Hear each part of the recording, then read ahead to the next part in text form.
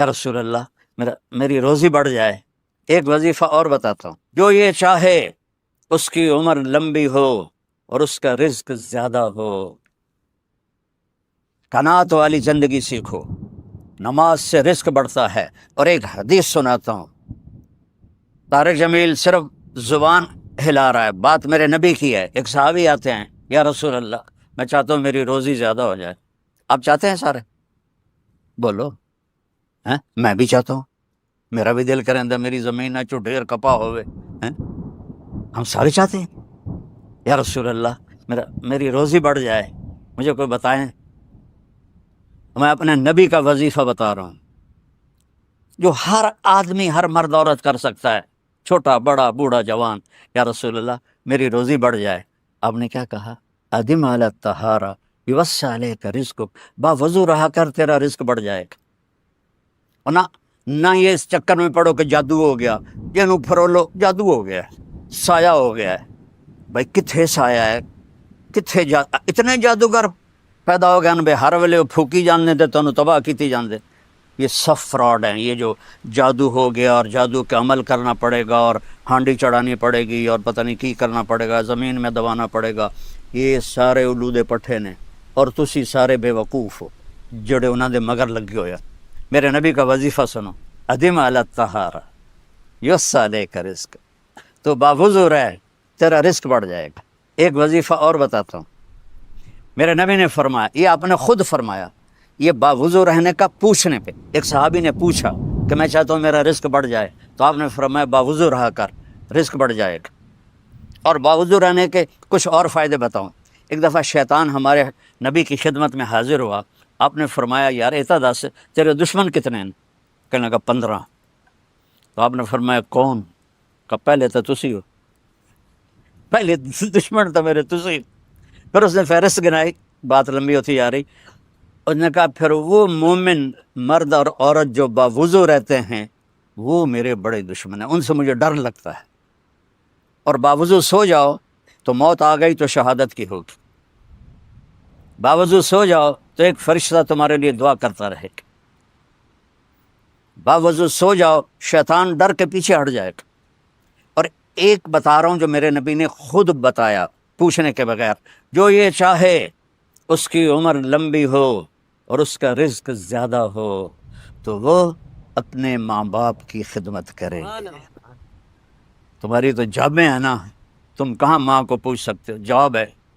میرے نبی نے کہا اپنے ماں باپ کو خوش کرے اور اپنے رشتہ داروں پہ خرچ کرے اور ان سے اچھا سلوک کرے، اللہ اس کی عمر بھی بڑھائے گا، اس کا رزق بھی بڑھائے گا۔ اور ماں باپ کی دعائیں وہاں پہنچا دیتی ہیں اللہ کی قسم جہاں کوئی نہیں پہنچ سکتا۔ میں نے اس زمانے میں میڈیکل چھوڑا جب ڈاکٹر ایک بہت بڑی تصویر تھی، چونکہ وہ ڈاکٹر تھے، بیوپاری نہیں تھے، مطلب سوداگر نہیں تھے، ایک دم ہی لے لو ایک دم ہی لے لو ایک دم ہی لے لو، ڈاکٹر تھے۔ اور مولوی ایک کیڑا تھا، کیڑا، گندگی کا کیڑا۔ اور میں ایک ذمہ دار خاندانی جس میں تکبر کی انتہا، انسان کو انسان نہیں سمجھتے تھے ہمارے بڑے، تو اللہ نے میرا کانٹا بدلا، میرا ہاتھ پکڑا، آج میں آپ کے سامنے کھڑا ہوں۔ یہ اس کی مہربانی ہے، اس کا کرم ہے، اس کا فضل ہے، اس کا احسان ہے۔ تو میں کالج لائف تک بہت روڈ تھا، نہ ماں کی پرواہ تھی نہ باپ کی پرواہ تھی، تو میرے ماں باپ کو مجھ سے بہت گلہ رہتا تھا۔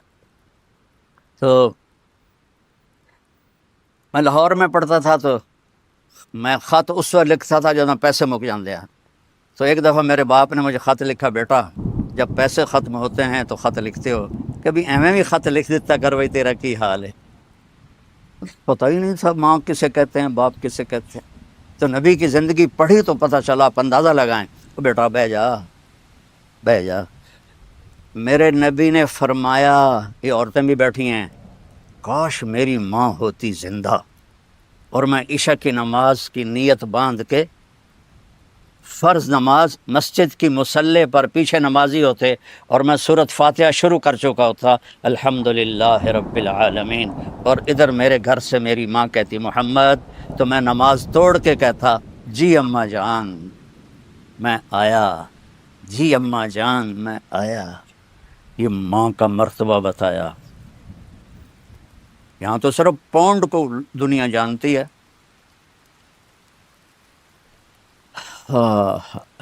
میرا نبی بتا رہا ہے ماں باپ کی خدمت کرو، رزق بڑھے گا.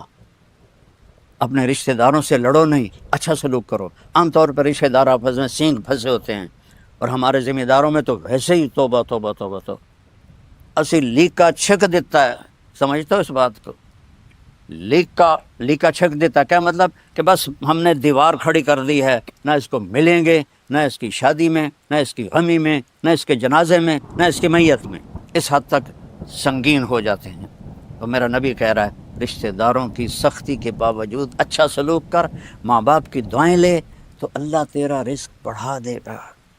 تو جب میں تبلیغ میں لگا، مدرسے میں داخل ہوا، میرے والد اتنے ناراض ہوئے کہ مجھے گھر سے نکال دیا. 23 نومبر 1972. کہ تو مولوی بننا تو میرے گھروں نکل جا. 2 بار میرے والد اتنے جابر ذمہ دار تھے کہ لوگوں کے پیشاب نکل جاتے تھے جب وہ گرجتے تھے، تو درخت سے باندھ کے مارتے تھے. مجھے کہا، اور میری عمر کتنی؟ 18 سال. میں خود حیران ہوتا ہوں کہ ایڈی چھوٹی عمر میرے اللہ نے میروں کیویں ہمت دیتی. میں کہا نہیں، میں مولوی بننا ہے. پھر میرے باپ نے کہا اچھا نکل جا میرے گھر. 2 دفعہ کہا نکل جا میرے گھر. پھر جب اللہ نے میری زندگی پلٹی اور میں چھٹی میں آتا اور میں اپنے باپ کی خدمت کرتا، تیل لگاتا، پاؤں دباتا. نوکر ہوتے تھے، نوکرانوں تو ہوب نہیں نا، انہیں تو انجن کرنا ہوں. تو ایک ہمارے بزرگ لیٹے ہوئے تھے، ان کو لوگ دبا رہے تھے. تو کسی نے پوچھا حضرت کیا حال ہے؟ کہا جی بس میں صبر کا ثواب لے رہا ہوں اور یہ تھکن کا ثواب لے رہے ہیں. تو میں اپنے باپ کو بڑے دل سے دباتا، تو مجھے میرے باپ کی دعا لگی. وہ کہتے پتر میریاں اکھیاں تو نہیں ویکھنا، پتر میریاں اکھیاں تو نہیں ویکھنا، پر تو ویکھی ایک دن اللہ تینوں بڑی عزت دے. یہ میرے باپ کی دعا ملے.